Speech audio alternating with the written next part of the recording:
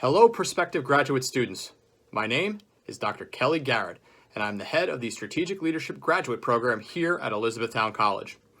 Choosing a graduate school is an important decision with a lot of available data on many excellent options here in the Mid-Atlantic region.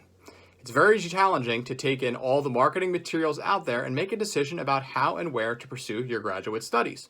We decided to take a slightly different approach and bring you along on a journey of one of the topics we are currently covering in our Intro to Leadership class, the use of power in leadership. I've brought along some of our current students to help take you on this journey. Hopefully, by the end of this video, you'll have a real sense for what it would be like to sit in on one of our classes next semester. I love providing analogy as a way to frame up a new concept, especially to those who are otherwise unfamiliar with it. In the spirit of the season, let's discuss what a Thanksgiving meal may look like in relation to power. Individually, the turkey, mashed potatoes, green beans, corn, and pumpkin pie are all offerings you would expect to see on a typical Thanksgiving plate. You likely enjoy each of them in varying degrees, but they are undoubtedly more enjoyable on a balanced plate.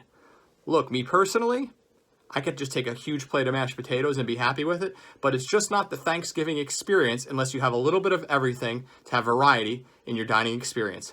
Power and leadership is very similar. Having a balanced plate means you are able to wield different types of power in different sample sizes in ever-changing situations to find your own authentic personal leadership voice. Let's get started, shall we? Let me start by introducing you to Taylor, who's going to speak to you about reward power. Taylor?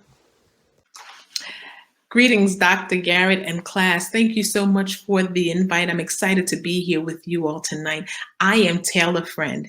No, don't tell a friend.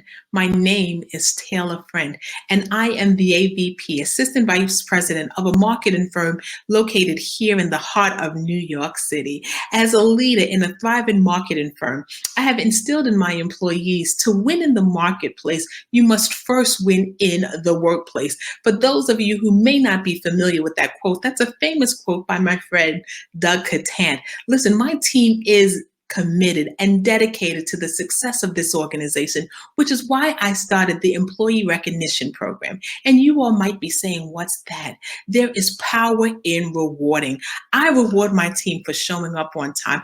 I reward my team for never taking a day. I reward my team for working with colleagues and getting a task done. Matter of fact, I'm so excited. Most recently, as you can see in this picture, I rewarded that young man by the name of Jonathan a plaque that just said how amazing and awesome he is. You know why? Jonathan has yet to miss a day in 2020 with the change of weather, with the pandemic. He has been at work every day on time. I appreciate employees like Jonathan. I've worked for a company for many years, long hours, and they never even said as much as thank you. So I've learned how to praise my team, whether it's through tangible physical gifts such as a plaque, or if it's through praise and affirmation as thank you. I want them to know that they matter. I've seen the power in saying thank you. I've seen the power in rewarding your team. I encourage people, reward your team, because here's what happens when you do. When you reward your team, you can, like me, retain top talent. I got the top talent in this industry. They want to work for me because why? They know that I appreciate them. They know that I will help increase their engagement. They're excited. They want to plug in. And two, they perform at the top level because why? They know the result of producing great work. However, I've just learned most recently that there is a negative effect to rewarding. That's right, there's power in rewarding, but there's also negative power in rewarding. I rewarded Jonathan a $25 gift card, and I tell you, he was not happy. Do you see that picture? He began to yell at me. He was upset. He could not believe that the month before he got a $100 plaque, and now I was rewarding him with a $25 gift card. And so while rewarding is great, please understand, like every power, if you're not careful, if it's not done right, it can have an adverse effect. Nevertheless, don't let that discourage you from doing good. We see that Ellen DeGeneres has had a lot of trouble here lately, and guess what she's done? To keep her employees happy, she's decided to reward them by even paying for them to take sick leave. for doctor's appointments, their vacation, everything you can think of. She's rewarding her employees. So that tells you that there is power in rewarding. People want to be celebrated. And while there is negative, I challenge you, focus on the positive. Reward, reward, reward, and reward. Thank you. Thank you, Taylor, and I will tell a friend. Let's drop in on Chuck and see how his use of coercive power has maybe not had the results he was hoping for. Chuck, over to you. Hello, everyone. My name is Chuck Carr. I work at a local trucking company here in town. I worked my way up from lead generation to sales trainee to sales manager, sales director, and now in my current role as vice president of sales. Every step of the way, I was a top performer amongst my peers. I closed the most deals, I generated the most revenue, you name it, in the sales world, I've done it. I've always been a pretty competitive guy along the way. Camp Hill football, 1999 state champs, go Lions. Anyway, in being the best, I was always naturally in line for the next promotion that came along. I'm a rah-rah guy, rally the troops, and let's get after it, right? Listen, I've had some turnover in the sales team, but it's simple. We have goals in place for a reason. Either you hit them or we're going to find someone who will. When the going gets tough, that's when the tough gets going. We have to see what everybody's made out of. Not everyone is cut out for sales, and we've gotten pretty good at consistently removing the bottom performers in search of improving overall production for the organization. This was my approach, and only recently in class did Dr. Garrett help me come to the realization that my approach to leading my team closely resembles the way that Kim Jong-un leads North Korea, by the use of coercive power. It's the least effective of the powers of leadership and relies on the use of consequences and threats for leading. Can you believe that? I couldn't either. To be honest, I'm a little embarrassed by it. That's not who I want to be as a leader. I guess the locker room pep talk doesn't work for everyone. I just lost sight of my signature voice. My entire approach was advocating to drive results for the organization, and I forgot along the way how important it is to also make my team feel supported and valued. A few of my classmates have shared some of their uses of power and leadership, and I'm slowly working to incorporate those into my own style. Here in the Strategic Leadership Program, we all learn from each other. I appreciate your time and learning about my ineffective use of coercive power as a means to lead my team. Hope to see you next semester. Thanks, Chuck. Best of luck on your continuing journey to find your own new style. Let's turn things over to Stephanie to share a little about her experience using Reverent Power. Steph? Hello, I'm Stephanie, and I am the VP of Marketing with XYZ Company. I have been with XYZ Company for over a decade, starting out as just a marketing associate. I climbed the corporate ladder over the last decade with my dedication to my work, my initiative, and my reverent power. I've followed several key mantras which are the key to my success in my career. First, I walk the talk. My team knows that I stay late, get my hands dirty, and work beside them when needed. I believe that a leader needs to be a role model to their team. As Kozers and Posner so distinctly state, you either lead by example or you don't lead at all. I live by that statement each day, both in the office and in my personal life. Second, I believe in honesty and transparency. My credibility as a leader depends on it. My goal is for my staff to have all the information so that they can be empowered to make the best decision for their project and the company.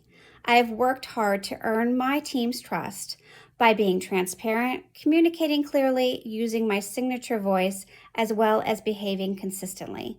My team knows that I will follow up on my requests, and I will always keep my commitments to them. Lastly, I make sure my team and I celebrate our wins. We work hard, so it is essential that we take time to appreciate and honor our accomplishments. I find ways to appreciate my team, and as individually and as a group, regularly. My favorite way to do that is to write handwritten thank you notes to them on beautiful art note cards. I also sometimes make sure to know how each like to be acknowledged. Some of my team prefers the high praise in front of others, while others prefer a more private way like a note card. Because of my reputation as a reverent leader, new leaders have asked me to mentor them, and I continue to do that. It is such a rewarding experience. One of my strengths in my leadership style is that I have a very loyal and productive team. My turnover rate on my team is the lowest in the company. One of the disadvantages of my power style is that it's not great during a crisis. I do not like to make authoritarian decisions, and I prefer to get a group consensus. So sometimes that approach isn't the most effective, especially when we have a deadline looming and decisions need to be made quickly. But on the whole, I feel that I'm a very effective leader using my reverend power. Thank you so much for sharing your experience, Stephanie. Lastly, we're going to hear from Dick on his use of legitimate power. Dick, let's hear it. Hello, Professor Garrett. Thank you very much for having me today. I was really excited to receive your invite to sit on this roundtable discussion that focused on power sources and how it applied to my previous role, as well as let me share a few of my own thoughts on the importance of effectively utilizing power sources. Well, class, as a brief introduction, my name is Dick Winters, and I was a second lieutenant who served as an Army Ranger in World War II. The United States military is a great example of where legitimate power is always on display. A Ranger unit is made up of 10 to 11 soldiers who come from all over the United States to work together for the very first time. Each member has a different rank that yields different power based off that rank. The second lieutenant has the highest rank in that squadron, but is only a 23, 24-year-old soldier. This person will be asked to lead combat seasoned veterans who have been in the military for 10 to 30 years and have experienced and seen many real-life scenarios that a 23, 24-year-old has only learned in textbooks. I knew that these men would only follow me for so long because of my rank, and it would be important that I was able to use additional power sources to become an effective leader. So it was really important that I understood what legitimate power gave me, but it was even more important that I would quickly display informational power and expert power and infuse those into my command in order to create trust and followership with my troops. After all, power is really measured by your ability to influence others. When I get a chance to look back at what legitimate power gave me, I believe it gave me a voice on my first day of the job. The men would line up as directed. They would move right on commands. They would move left off my command. Because this was a norm in the United States military. I was their senior ranking officer, and they had agreed to follow the orders. But I would need to prove and earn the respect of my soldiers in order for this team to reach our max potential by drawing from additional power sources. Class, being in a position of power, it is important that you do not just rely on what your job title is or what you have done in the past. You'll need to continuously work and improve on your power sources and leadership skills. This is always a work in progress, but it's a fun challenge to navigate throughout your life. I hope this talk helps you relate to what legitimate power is, but more importantly, what legitimate power is not. You will need much more than just legitimate power if you plan on making it as a leader in this world. I would encourage you all to watch The Band of Brothers to see how I was able to draw on a variety of additional power sources to effectively lead my men throughout World War II. Thanks again for the time, Professor Garrett. I really appreciate the chance to speak with your class. I wish you guys all the best. Thank you. Great examples, Dick, and thank you for your service. With great power comes great responsibility. How you wield your power as a leader goes a long way towards your overall effectiveness.